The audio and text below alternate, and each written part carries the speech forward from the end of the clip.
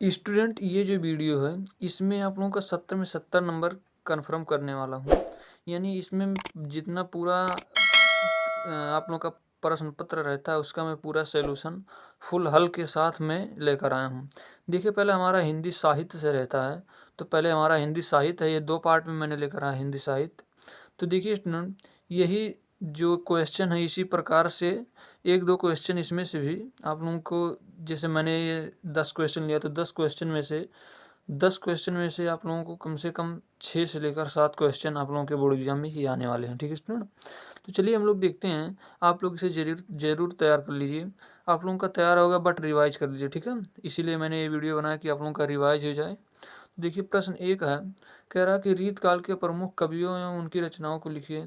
Very most important है। तो रीत काल के प्रमुख कवि हमारे हो जाएंगे केशवदास, भूषण और बिहारी। ठीक है, ये रीत काल के प्रमुख कवि हैं। इनकी जो रचनाएं हो जाएंगी रामचंद्रिका, कवि प्रिय, शिवा शिवा बावनी, शिवराज भूषण, बिहारी सतसई। ठीक है, जिसमें बिहारी सतसई में कितने 702 हैं। ठीक है, यानी केशवदास, भूषण, बिहारी ये सब रीत काल के प्रमुख कवि हैं। ठीक है स्टूडेंट, तो इसे आप लोग जरूर याद कर लीजिए। ठीक है, इंपॉर्टेंट है। इसी प्रकार से क्वेश्चन नंबर दूसरा है। क्वेश्चन नंबर दूसरा कह रहा है कि छायावाद के किन्हीं 2 कवि एवं उनके ग्रंथों को लिखिए। तो छायावाद युग के कौन कौन कवि हो जाएंगे? पहले हमारे हो जाएंगे जयशंकर प्रसाद जी और दूसरी महादेवी वर्मा। ठीक है, जयशंकर प्रसाद और महादेवी वर्मा, इनकी जो काव्य ग्रंथ है वो कौन से हैं?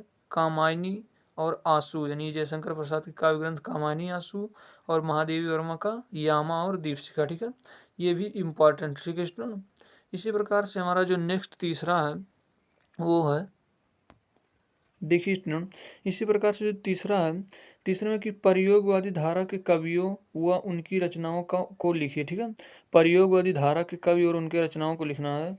तो प्रयोगवादी धारा के हो जाएंगे पहले हमारे सच्चिदानंद, हीरानंद, वात्स्यायन।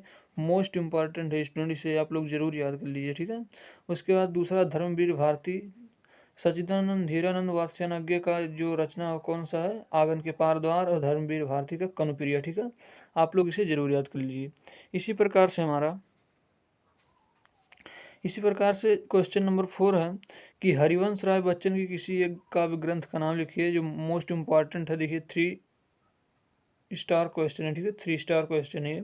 तो हरिवंश राय बच्चन की महाकाव्य ग्रंथ एक है मधुशाला। ठीक है, तो इसी प्रकार से स्टूडेंट हम लोग क्वेश्चन नंबर 5 की तरफ बढ़ेंगे। क्वेश्चन नंबर 5 क्या कह रहा है? कह रहा है कि प्रयोगवाद के किन्हीं 2 कवियों के नाम लिखिए। प्रयोगवाद के किन्हीं 2 कवियों के नाम, तो पहले हो जाएंगे सुमित्रा नंदन पंत। कवि केवल कहा तो कवि लिखेंगे, रचना नहीं लिखेंगे। ठीक है, सुमित्रा नंदन पंत, दूसरे केदारनाथ अग्रवाल। ठीक है, इतना लिख देते हैं तो आप लोगों का 2 नंबर मिल जाएगा। इसी प्रकार से हमारा क्वेश्चन नंबर 6 है, कह रहा है कि त्रिलोचन त्रिलोचन के 2 प्रसिद्ध काव्यों के नाम लिखिए। तो त्रिलोचन के पहला प्रसिद्ध काव्य कौन हो जाएगा? धरती, और दूसरा गुलाब और बबुल। ठीक है, तो इतना लिख देते हैं तो आप लोगों का फुल मार्क मिल जाएगा। उसके बाद फिर कह रहा है क्वेश्चन नंबर 7 में कि भक्त काल के 4 कवि व उनकी रचनाओं को लिखिए। तो भक्त काल के हमारे हो जाएंगे कबीर दास, जिनकी मोस्ट पॉपुलर रचना बीजक है। ठीक है, सूरदास, जिनकी मोस्ट पॉपुलर रचना सूर सागर है। ठीक है, तुलसीदास, जिनकी मोस्ट इंपॉर्टेंट और मोस्ट पॉपुलर रामचरितमानस है। ठीक है, उसके बाद फिर क्या है स्टूडेंट, हमारा क्वेश्चन नंबर 8। क्वेश्चन नंबर 8वां है, कह रहा है कि आदिकाल का दूसरा नाम क्या है? तो आदिकाल का दूसरा नाम क्या है? मैंने पहले भी बताया था, वीर गाथा काल। ठीक है, आदिकाल का दूसरा नाम क्या है स्टूडेंट? वीर गाथा काल। उसके बाद क्वेश्चन नंबर 9 है, इसमें कह रहा है कि भक्ति काल का समय सीमा बताइए। मोस्ट इंपॉर्टेंट है। तो भक्ति काल की जो समय सीमा है स्टूडेंट, भक्ति काल का जो समय सीमा है वो कब से कब तक? 1343 से लेकर 1643 तक। ठीक है, 1343 ईस्वी से लेकर 1643 ईस्वी तक है। उसके बाद क्वेश्चन नंबर 10 जो हमारा है, वीर गाथा काल के प्रमुख 2 कवियों के नाम लिखना है। तो वीर गाथा काल के हो जाएंगे दलपत विजय और दूसरे हो जाएंगे चंद्रवरदाई। तो आई होप आप लोग ये जो मैं बताएं इतना समझ गएंगे। चलिए इसी प्रकार से जो दूसरा साहित्य का मैंने क्वेश्चन पेपर तैयार किया उसे देखते हैं। देखिए स्टूडेंट, ये भी हमारा कक्षा 10 का हिंदी साहित्य का जो हिंदी साहित्य जो होता है, जो 10 नंबर में पूछा जाता है, मैं ये भी हुई है। ठीक है, तो इसमें देखिए प्रश्न 1 में क्या है। देखिए मैं इससे पहले जो बताएं और ये बताने जा रहा हूँ, दोनों मिलाकर 20 क्वेश्चन हो जाएंगे। 20 क्वेश्चन में से आप लोगों के 15 से लेकर 16 क्वेश्चन तक फंस जाएंगे। ठीक है, तो देखिए हिंदी साहित्य का जो कक्षा 10 का हिंदी साहित्य है, उसमें पहला प्रश्न है कि रानी केतकी की कहानी का लेखक का नाम बताइए। तो देखिए स्टूडेंट, इंपॉर्टेंट है, केतकी की कहानी के लेखक कौन है? मुंशी इंसा अल्लाह खां, ठीक है। उसके बाद क्वेश्चन नंबर दूसरा है कि नामवर सिंह किस विधा के लेखक हैं? तो जो नामवर सिंह है वो आलोचना विधा के लेखक हैं, इसे जरूर याद करिए। उसके बाद फिर क्या है स्टूडेंट, प्रश्न 3 कि शुक्ल युग के प्रमुख 2 कवियों के नाम लिखिए। तो शुक्ल युग के प्रमुख कवि हमारे हो जाएंगे जयशंकर प्रसाद और दूसरे हो जाएंगे हरिकृष्ण प्रेमी। आप लोग इसे लिख सकते हैं। उसके बाद फिर क्वेश्चन नंबर 4 है, देखिए स्टूडेंट, क्वेश्चन नंबर 4 कह रहा है कि ध्रुव स्वामिनी रचना के लेखक का नाम लिखिए। इंपॉर्टेंट है, मोस्ट इंपॉर्टेंट स्टूडेंट, ध्रुव स्वामिनी के लेखक का नाम। तो कौन हो जाएंगे ध्रुव स्वामिनी के लेखक जयशंकर प्रसाद, ठीक है। जयशंकर प्रसाद ध्रुव स्वामिनी के लेखक हैं, ठीक है स्टूडेंट। इसी प्रकार से फिर हमारा क्या है यहाँ, फिर क्वेश्चन नंबर 5 है कि किसी एक रिपोर्टाज लेखक का नाम लिखिए। तो हो जाएंगे हमारे राहुल संस्कृतियान, ये रिपोर्टाज लेखक हैं, ठीक है। उसके बाद क्वेश्चन नंबर 6 है कि किसी एक एकांकीकार का नाम लिखिए। तो एकांकीकार के जनक माने जाते हैं doctor Ram Kumar Verma, most important है, आप लोग इसे जरूर लिखिएगा, ठीक है। और याद करिए, रिवाइज आप लोगों का हो रहा है, ठीक है। इसी प्रकार से क्वेश्चन नंबर 7 है कि आवारा मसीहा किस विधा की रचना है। तो आवारा मसीहा जो स्टूडेंट, ये जीवनी विधा की रचना है, ठीक है। उसके बाद फिर हमारा क्या कह रहा है कि किसी एक यात्रावृत्त लेखक का नाम लिखिए। तो हमारे हो जाएंगे राहुल संस्कृत्यान और डॉक्टर राजेंद्र प्रसाद, ठीक है। एक कह रहा है तो 2 लिख दीजिए, ठीक है स्टूडेंट। यानी मैं बता रहा हूँ, आप लोग वहाँ पर एक कहेगा तो एक ही लिखना, ठीक है। उसके बाद हंस पत्रिका के संपादक कौन है? तो हंस पत्रिका के संपादक मुंशी प्रेमचंद्र जी हैं स्टूडेंट। उसके बाद क्वेश्चन नंबर लास्ट आज का, यानी हिंदी साहित्य का क्वेश्चन नंबर 10 क्या है? क्वेश्चन नंबर 10 जो है स्टूडेंट, ये क्वेश्चन नंबर 10, ठलुआ क्लब के रचनाकार का नाम लिखिए। तो ठलुआ क्लब के रचनाकार कौन है? बाबू गुलाब राय। तो आई होप आप लोग हिंदी साहित्य में 20 का 20 क्वेश्चन समझ गए होंगे अच्छी तरीके से। तो चलिए स्टूडेंट, इसी प्रकार से हम लोग पद्य की ओर बढ़ते हैं। यानी आप लोगों का जो क्वेश्चन पेपर आता है मैं फुल इसका रिवाइज करा दे रहा हूँ, ठीक है। अब देखिए स्टूडेंट, यहाँ कक्षा 10 6 नंबर को जो हिंदी होता है, हिंदी पद्य का, उसे आप लोग यहीं पर तैयार कर लीजिए। पूरा वीडियो देखिए, बाद में पछताना ना पड़े। देखिए क्वेश्चन नंबर पहला है कि निम्नलिखित प्रश्नों के संदर्भ सहित उत्तर दीजिए। इसी प्रकार से सेम इसी पैटर्न पे आएगा। 3 क्वेश्चन रहेगा, एक रहेगा संदर्भ सहित, संदर्भ लिखिए, और दूसरा व्याख्या, यानी 2 क्वेश्चन हो गया, और एक क्वेश्चन पूछ लेगा आप लोगों से किसी कोई, तो ये 6 नंबर हो जाएगा, ठीक है। तो देखिए कह रहा है कि सुनि सुंदर बहन सुधारस साने सयानी है जानकी जानी भली, तिरछे करी नयन दे सैन तीने समुझाई कछ मुस्काई चली, तुलसी ते यवसर सोहे सवे अवलोकित लोचन लाहुअली, अनुराग तड़ाग में भानु उदय बिगसी मनोमंजुल कुंज कली, ठीक है ना। तो इसका हमें संदर्भ सहित अनुवाद करना है। तो किस प्रकार करेंगे? तो देखिए पहले लिखेंगे, हेडिंग डालेंगे संदर्भ। तो संदर्भ में क्या हो जाएगा हमारा कि प्रस्तुत पद्यांश हमारी पाठ्य पुस्तक हिंदी पद्य खंड के वन पथ पर नामक पाठ से लिया गया है या रचित है, ठीक है। इतना लिख दिए तो 2 नंबर हम लोगों का मिल गया, ठीक है। अब फिर क्या है, प्रसंग भी लिखना रहता है, तो प्रसंग लिख दें। प्रस्तुत पंक्ति में ग्राम वधुओं के प्रश्न का उत्तर देती हुई सीता जी हाव भाव से ही राम के विषय में सब कुछ बताती हैं, यानी ये क्या हो गया, प्रसंग। अब हम लोग व्याख्या देखेंगे। अब देखिए स्टूडेंट, यहाँ व्याख्या, ठीक है। व्याख्या में क्या है कि ग्राम वधुओं ने राम के विषय में सीता जी से पूछा कि ये सांवले और सुंदर रूप वाले तुम्हारे क्या लगते हैं। ग्राम वधुओं के अमृत जैसी वाणी को सुनकर चतुर सीता जी उनके मनोभाव को समझ गई। सीता जी ने उनके प्रश्न का उत्तर अपने मुस्कुराहट तथा संकेत से दे रही हैं। तुलसीदास जी कहते हैं कि सीता जी के संकेत को समझकर सभी सखियां राम के सौंदर्य को एकटक देखती रहीं और अपने नेत्रों से लाभ प्राप्त करने लगी। उस समय मानो सरोवर में राम रूपी सूर्य का उदय हुआ और नेत्र रूपी कमल सुंदर कलियों में खिल गए, ठीक है। इतना आप लोग लिख देते हैं तो इसका भी 2 नंबर मिल जाएगा, यानी 6 नंबर यहाँ पर आप लोगों का मिल जाएगा, ठीक है। यानी इसी पैटर्न पर आ सकता है आप लोगों का बोर्ड एग्जाम में क्वेश्चन पेपर। उसके बाद फिर हमारा एक रहता है काव्यगत सौंदर्य, ठीक है। इससे भी लिखना अनिवार्य रहता है अगर कहेगा तो, ठीक है। तो काव्यगत सौंदर्य में मोस्ट इंपॉर्टेंट यहीं से होता है भाषा, शैली, छंद। देखिए यहीं से भाषा, शैली, छंद, रस, अलंकार, गुण, ठीक है। इतना लिख देते हैं आप लोग काव्यगत सौंदर्य में, तो ये काफी, ठीक है। भाषा हो जाएगा ब्रज भाषा इसमें, यानी इस कविता में जो मैंने बताया। शैली मुक्तक हो जाएगा, रस इसमें सब छंद इसमें सवैया, रस इसमें श्रृंगार, अलंकार देखिए 3 अलंकार है, अनुप्रास, उत्प्रेक्षा और रूपक, गुण इसमें माधुर्य। ठीक है, तो चलिए स्टूडेंट इसी प्रकार से हम लोग आगे जो क्वेश्चन है उसकी तरफ बढ़ते हुए देखिए स्टूडेंट, अब यहाँ हमारा आ जाता है संस्कृत का, जो कक्षा 10 हिंदी संस्कृत होता है, जिसके लिए 4 नंबर गद्य और पद्य लेकर रहता है। ठीक है ना, 4 नंबर गद्य और पद्य को मिलाकर रहता है, तो इसे आप लोग जरूर देख लीजिए। देखिए प्रश्न एक है कि वाराणसी सुविख्याता प्राचीन नगरी, इयं विमल सलिल तरंगाया गंगाया कूले स्थिता, अस्य घट्टानां वलयकृत पंक्तिध्वलायां चंद्रिकायां बहुराजते, आगणिता पर्यटका सुदूरभ्य नित्यमत्र आयन्त अस्य घट्टानां च शोभां विलोक्य इमा बहुप्रशंसति। ठीक है, इसका संदर्भ लिखना रहता है, संदर्भ और हिंदी में अनुवाद करना रहता है, जिसके लिए 4 नंबर देते हैं। ठीक है स्टूडेंट, तो देखिए इसका संदर्भ हो जाएगा कि प्रस्तुत गद्यांश हमारी पाठ्य पुस्तक हिंदी के संस्कृत खंड के वाराणसी नामक पाठ से उद्धृत है। इतना लिख देते हैं तो आप लोगों का 2 नंबर मिल जाएगा। ठीक है, अब हिंदी में अनुवाद किस प्रकार से करना है, तो हिंदी में अनुवाद स्टूडेंट, वाराणसी बहुत प्रसिद्ध पुरानी शहर है, यह गंगा के स्वच्छ जल तरंगों के किनारे स्थित है। इसकी घुमावदार घाटों पर जब चंद्रमा का प्रकाश पड़ता है तो यह बहुत सुशोभित होता है। ठीक है, उसके बाद फिर क्या है,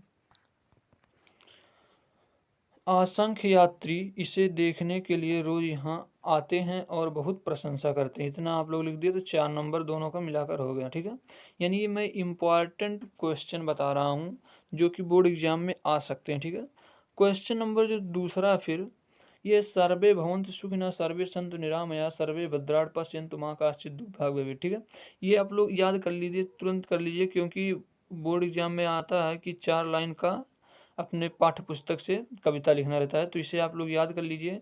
ये आप लोग इससे संदर्भ भी से लिख सकते हैं, अनुवाद भी लिख सकते हैं, और जो 3 नंबर का रहता है कविता कहता लिखने के लिए वो भी लिख सकते हैं। ठीक है, तो ये याद कर लीजिए। ठीक है स्टूडेंट, इसका संदर्भ क्या हो जाएगा कि प्रस्तुत श्लोक हमारी पाठ्य पुस्तक हिंदी के संस्कृत खंड के भारतीय संस्कृत नामक पाठ से अवतरित। ठीक है, इतना लिख देते हैं तो इसमें भी 2 नंबर मिल जाता है।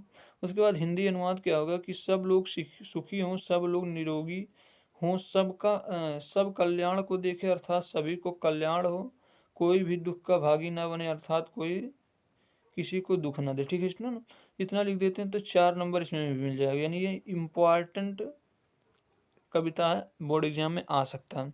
इसी प्रकार से फिर नेक्स्ट हमारा क्या है, प्रश्न 3 में स्टूडेंट, किम नु, देखिए थोड़ा सा, किम नु हित्वा प्रियो भवत किन्नु हित्वा न शोचति, किम नु हित्वार्थवान भवत किन्नु हित्वा सुखी भवेत, मानम हित्वा प्रियो भवेत क्रोधम हित्वा न शोचति, काम हित्वा अर्थवान भवेत लोभम हित्वा सुखी भवेत। ठीक है, इसका हमें क्या संदर्भ सहित अनुवाद करना है, तो संदर्भ हो जाएगा कि प्रस्तुत श्लोक हमारी पाठ्य पुस्तक हिंदी संस्कृत खंड के जीवन सूत्राणि नामक पाठ से उद्धृत है। इतना लिख दिए तो आप लोगों का 2 नंबर मिल गए। अब इसका हिंदी अनुवाद क्या हो जाएगा स्टूडेंट, हिंदी अनुवाद होगा कि मनुष्य क्या छोड़कर प्रिय हो जाता है, मनुष्य क्या सोचकर शोक नहीं करता, मनुष्य क्या छोड़कर धनवान हो जाता है, मनुष्य क्या छोड़कर सुखी हो जाता है। तो फिर इसका कि मानव हित्वा प्रिय, यानी जो मनुष्य होता है वो अहंकार को छोड़कर प्रिय हो जाता है, भवत क्रोधम हित्वा न सोचित, और मनुष्य क्रोध को छोड़कर शोक नहीं करता, मनुष्य इच्छा को छोड़कर धनवान हो जाता है, और मनुष्य लोभ को छोड़कर सुखी हो जाता है। इतना आप लोग लिख दिए संस्कृत में। संस्कृत में ये जितना मैंने बताया इतना काफ़ी है, इसमें से आप लोगों का क्वेश्चन फंस जाएगा। ठीक है, तो आप लोगों का 4 नंबर गद्य का, 4 नंबर पद्य का, यानी संस्कृत में भी गद्य पद्य रहता है, तो इसमें भी 4 नंबर यानी 8 नंबर मिल जाएगा। अब नेक्स्ट है हमारा स्टूडेंट, अब देखिए स्टूडेंट यहाँ पर नेक्स्ट है हमारा कक्षा 10 का जो हिंदी व्याकरण होता है मोस्ट इंपॉर्टेंट, जो 35 नंबर का रहता है। ठीक है, यानी अभी तक आप लोग कितने नंबर कन्फर्म कर चुके हैं, देखिए हिंदी साहित्य का 10 नंबर कन्फर्म, गद्य और पद्य 6 नंबर का रहता है, यानी 12 नंबर उसे कन्फर्म कर लिया आप, और जो हमारा संस्कृत रहता है उसमें भी 8 नंबर कंप्लीट, यानी 12 8 20 10 30 नंबर यहाँ पर आप लोग कन्फर्म कर लिए। ठीक है स्टूडेंट, अब इसी प्रकार से हमारा जो हिंदी व्याकरण रहता है ये 35 नंबर का रहता है, तो 35 और 30 यानी 65 नंबर यहाँ पर आप लोग कन्फर्म कर लिए, और 5 नंबर मैं अभी बताता हूँ। ठीक है, देखिए 2-2 नंबर वाले जो सभी प्रश्न होते हैं वो एक ही वीडियो में 10 टॉपिक है जो पूरा एक ही वीडियो में है। पहला हमारा अलंकार, दूसरा रस, तीसरा छंद, चौथा संधि, पांचवा समास, छठवां पर्यायवाची शब्द, सातवां उपसर्ग, 8वां तद्भव तत्सम धातु रूप शब्द, यानी जितना आता है 2-2 नंबर का मैं 10 टॉपिक बनाकर इसमें एक ही वीडियो में लेकर आया हूँ। देखिए अलंकार में स्टूडेंट कौन कौन सा अलंकार आप लोग याद करके जाएंगे, ठीक है। तो रूपक अलंकार याद कर लीजिए, ये आप लोगों का मोस्ट इंपॉर्टेंट है और यही आएगा, ठीक है। कन्फर्म है कि यही आएगा। जहाँ उपमेय में उपमान का भेद रहित आरोप होता है रूपक अलंकार कहलाता। उदाहरण के तौर पर चढ़ कमल बंदो हरिरा, इतना आप लोग लिख देते हैं तो 2 नंबर आप लोगों का मिल जाएगा, ठीक है। इसी प्रकार से फिर हमारा दूसरा जो अलंकार है वो है स्टूडेंट उत्प्रेक्षा अलंकार, ठीक है। उत्प्रेक्षा अलंकार और रूपक अलंकार में से एक आएगा, आप लोग नोट कर लीजिए। एग्जाम देने के बाद हमें अवश्य बताइए कि कितना मैंने पढ़ाया था, इसमें से आया है कितना कितना नहीं, ठीक है। उत्प्रेक्षा अलंकार में हो जाएगा कि जहाँ उपमेय में उपमान का संभावना प्रकट होता है उत्प्रेक्षा अलंकार कहलाता है। उदाहरण के तौर पर सोहत ओढ़े पीत पट श्याम सलोने गात मनो नील मण शैल पर आतप्राय प्रभात, ठीक है। इतना लिख देते हैं, 2 नंबर मिल जाएगा। इसी प्रकार से हमारा जो रस है स्टूडेंट, रस रस में है करुण रस। करुण रस जब आलंबन अनुभाव व संचारी भाव के संयोग से सुख नामक अस्थायी भाव की उत्पत्ति होती है, वहाँ करुण रस होता है। इतना आप लोग लिख दिए तो इसमें भी। और उसके बाद इसका उदाहरण ऊधो मोहि ब्रज विसरत नाही वृंदावन गोकुल वनोपवन सघन कुंज की छाया, इतना लिख दिए, 2 नंबर फिक्स हो जाए, ठीक है। उसके बाद फिर क्या है स्टूडेंट, नेक्स्ट जो हमारा रस में है वो है हास्य रस। हास्य रस में हमारा है, देखिए स्टूडेंट, हास्य रस में है कि हास्य रस का स्थायी भाव हास्य होता है। जब हम किसी व्यक्ति के विकृत व वेशभूषा को देखते हैं तो जो हृदय में विनोद का भाव उत्पन्न होता है, वह हमारा क्या हास्य रस होता है। इसका उदाहरण हो जाएगा कि हसीस भाज देख दूल्हा दिगंबर को पाहुनी जो आवे हिमाचल के उछाह में, इतना लिख देते हैं आप लोग तो आप लोगों का जो 2 नंबर रहता है ये भी फिक्स हो जाएगा। उसके बाद फिर हमारा छंद। छंद में देखिए स्टूडेंट सोरठा छंद केवल आप लोग याद कर लीजिए, यही आ जाएगा और आप लोग एग्जाम में लिखकर 2 नंबर पा जाएंगे, ठीक है। सोरठा केवल, रोला और सोरठा अथवा करके आता है तो सोरठा आप लोग याद कर लीजिए, यही एग्जाम में आएगा। क्योंकि आप लोगों में 2 छंद है ही, रोला और सोरठा, तो रोला अथवा सोरठा करके आता है तो आप लोग केवल सोरठा याद कर लीजिए, ठीक है। यह 4 चरणों वाला अर्ध सम्मात्रिक छंद है। इसके प्रथम व तृतीय चरण में 11-11, द्वितीय और चतुर्थ चरण में 13-13 मात्राएं होती है। दोहा का उल्टा होता है। उदाहरण के लिए जो सुमिरत सिद्ध होई गणनायक करिवर बदन, थोड़ा सा दिखाई नहीं दे रहा है। जो सुमिरत सिद्ध होई गणनायक करिवर बदन करो अनुग्रह सोई बुद्धराज सुगुण सदन, इतना लिख देते हैं तो आप लोगों का 2 नंबर इसमें भी मिल जाएगा। बहुत विद्यार्थी ऐसे होते हैं कि सोरठा का ऐसे सोरठा हेडिंग डालेंगे उसके बाद लिख देंगे या दोहा का उल्टा होता है, ऐसा नहीं लिखना है। यदि आप लोग लिख दिए या दोहा का उल्टा होता है, लिख सकते हैं कि या दोहा का उल्टा होता है, लेकिन दोहा की भी परिभाषा याद रखना चाहिए ना। तो बहुत विद्यार्थी होते हैं दोहा का उल्टा होता है, लिखने के बाद उदाहरण लिख देते हैं तो इससे फुल मार्क आप लोगों को नहीं मिलेगा। इसी प्रकार से फिर हमारा नेक्स्ट हमारा स्टूडेंट यहाँ संधि, ठीक है। संधि देख लीजिए, संधि संधि विच्छेद संधि का नाम ऐसे करना रहता है। यानी दिया रहेगा, कभी आप लोगों का दे देगा संधि विच्छेद, पूछेगा कि इसमें कौन सा संधि विच्छेद करके देगा, कभी शब्द दे देगा उसमें संधि विच्छेद करना रहेगा और संधि का नाम लिखना रहेगा। तो देखिए यद्यप, यद्यप का संधि विच्छेद होगा यद प्लस अब, इसमें यड़ संधि है, ठीक है। स्वागतम का संधि विच्छेद होगा सु प्लस आगतम, इसमें भी यड़ संधि है। और गुरु आदेशा का हो जाएगा गुरु प्लस आदेश, इसमें भी यड़ संधि है। यानी जो तीनों में संधि लिखा हो ये इंपॉर्टेंट है, इसे आप लोग जरूर तैयार कर लीजिए, ठीक है।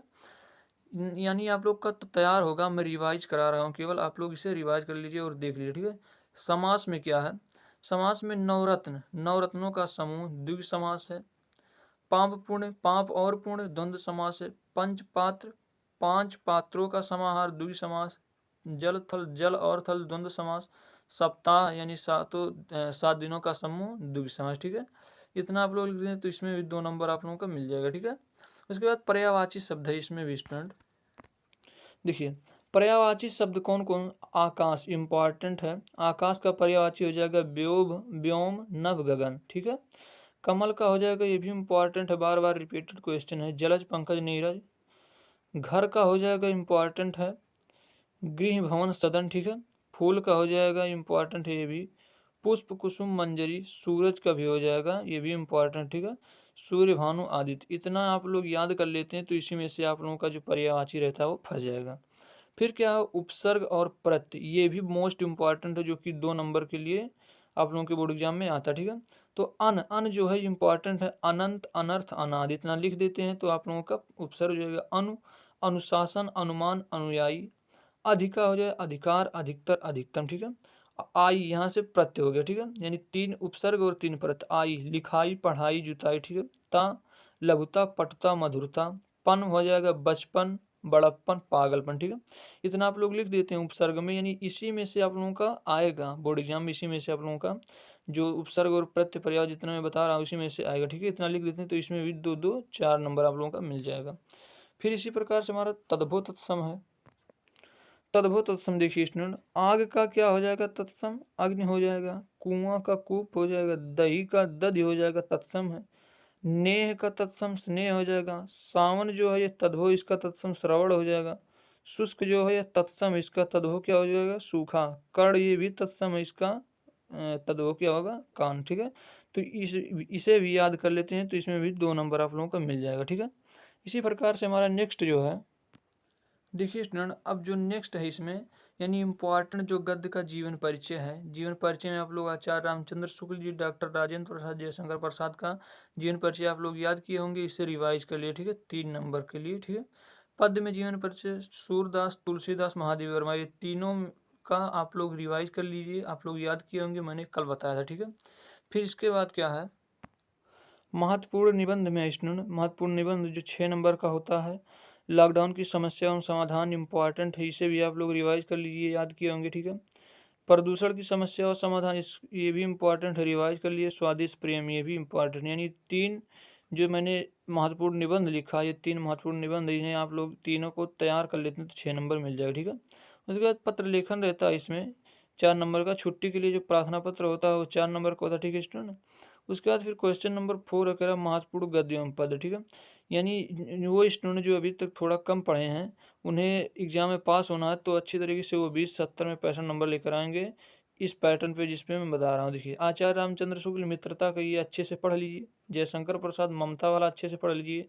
सूरदास पद अच्छे से पढ़ लीजिए। तुलसीदास धनुष भंग और बनपथ पर, ये चारों आप लोग पढ़ लेंगे तो इसी में पहले सूरदास का देगा अथवा करके पीछे से एक दे देता है। ठीक है, या तुलसीदास का देगा अथवा करके पीछे से दे देता है, तो अथवा यानी एक ही लिखना रहता है, तो आप लोग एक लिखकर कितने नंबर के पूछता है, 6 नंबर का रहता है, 6 नंबर आप लोग प्राप्त कर सकते हैं। ठीक है स्टूडेंट, इसी प्रकार से नेक्स्ट हमारा है हिंदी व्याकरण में, तो मैंने अभी बताया रस, छंद, अलंकार, शब्द रूप, धातु रूप, पर्यायवाची और तद्भव अष्टम। ठीक है, तो ये बताने की जरूरत नहीं क्योंकि अभी मैंने हल सहित इसे बताया है। देखिए स्टूडेंट, आई होप आप लोग समझ गए होंगे। अब देखिए हमारा इसमें 70 में 70, यहाँ देखिए 70 नंबर, यानी देख लीजिए 70 में 70 नंबर यहाँ पर पूरा क्वेश्चन पेपर हो गया। ठीक है, 70 में 70 नंबर पूरा क्वेश्चन पेपर हो गया। तो जितना मैं बताया इसे एक बार अभी आप लोग रिवाइज कर लीजिए, इसी वक्त इसे रिवाइज कर लीजिए। हमें पता है कि आप लोगों को याद होगा, बट मैंने ये वीडियो इसलिए बनाया कि आप लोग जो भूले हों वो छूटे ना, आप लोग उसे याद कर लें और रिवाइज करें। ठीक है स्टूडेंट, तो चलिए स्टूडेंट, आई होप आप लोग ये वीडियो अच्छी तरीके से समझ गए होंगे। तो चलिए स्टूडेंट, आज के लिए इतना ही, मिलते हैं नेक्स्ट वीडियो में, तब तक के लिए धन्यवाद, थैंक यू।